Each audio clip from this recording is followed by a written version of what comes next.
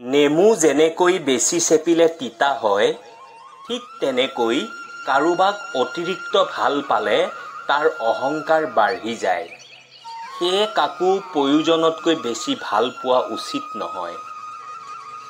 পৃথিৱীৰ সকলোতকৈ নৰম বস্তুটোৱেই হৈছে মানুহৰ মন। ইয়াক ভাঙিবলৈ পাথৰ বা হাতুৰিৰ প্ৰয়োজন নহয়। কেৱল মাত্ৰ মুখৰ কেইটামান অৱহেলিত ভাষাই যথেষ্ট। তোমাৰ চেষ্টা কোনেও নেদেখে যদি তুমি সফল নোহোৱা, আৰু প্ৰতিটো সফলতাৰ আঁৰত চেষ্টাই লুকাই থাকে। সময়, বন্ধু আৰু সম্পৰ্ক বিনামূলীয়াকৈ পোৱা যায়, কিন্তু তাৰ আচল মূল্য এইকেইটা জীৱনৰ পৰা হেৰাই গ'লেহে বুজা যায়। যদি তুমি সমস্যাবিলাক ডাঙৰ দেখা, তেতিয়াহ'লে কেতিয়াও সমাধানৰ পথ নাপাবা। গতিকে সমস্যাবিলাক সাধাৰণ বুলি ভাবা। আনৰ সমালোচনা কৰা সকলে আচলতে নিজৰ পৰিচয়হে দাঙি ধৰে। যদি ভুলতেও কেতিয়াবা গৰ্ব হয় যে মোৰ অবিহনে দুনিয়াখন মিছা, তেতিয়া বেৰত ওলমি থকা পূৰ্বপুৰুষৰ ফটোবোৰ চাব, উত্তৰ পাই যাব। তেওঁলোকে এতিয়া একো কৰিব পৰা নাই, সেইবুলি দুনিয়াখনতো ৰৈ থকা নাই। পৰিস্থিতি যিকোনো সময়তে বদলি যাব পাৰে। সেয়ে জীৱনত কাকো কষ্ট নিদিবা। আজি হয়তো তুমি শক্তিশালী, কিন্তু মনত ৰাখিবা সময় তোমাতকৈ বেছি শক্তিশালী।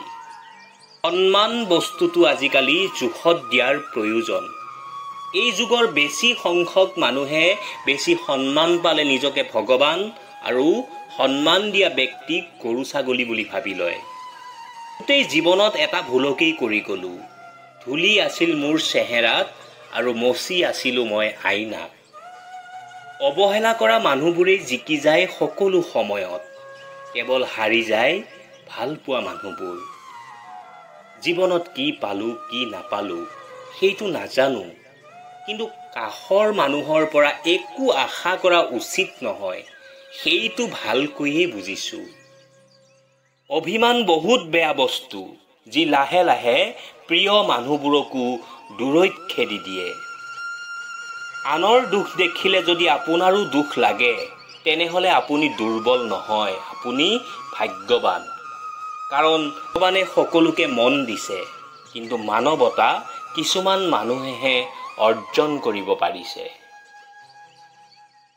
তুমি যদি ভিতৰৰ পৰা ভাঙি পৰিছা, তথাপিও আনক সেইটো বুজিব নিদিবা। কাৰণ মানুহে ভাঙি যোৱা ঘৰৰ ইটা পৰ্যন্ত খুলি লৈ যায়। কাৰোবাক পাহৰি যোৱাটো কঠিন কাম নহয়, কিন্তু কাৰোবাক চিনি পোৱাটো সঁচাকৈ খুবেই কঠিন। যাক নিজতকৈও বেছি ভাল পোৱাৰ আৰম্ভ কৰিব, তেওঁহে সকলোতকৈ আগে অৱহেলা কৰাৰ আৰম্ভ কৰিব। আৰু যাক বেছি বিশ্বাস কৰিব, তেওঁ এদিন আপোনাৰ বিশ্বাস ভাঙি দিব। পৃথিৱীত ইমান মানুহ থকাৰ পিছতো মাত্ৰ এজন মানুহক মিছ কৰা, ফিল কৰা, কল্পনাত ৰখা, গোটেই দিন ভাৱনাত ৰখা, এই অনুভৱটো খুবেই সুন্দৰ।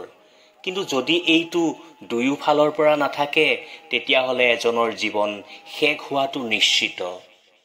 ব্যস্ততাৰ কাৰণে মানুহে যিটো হেৰাই পেলায়, সেইটো হ'ল সময়।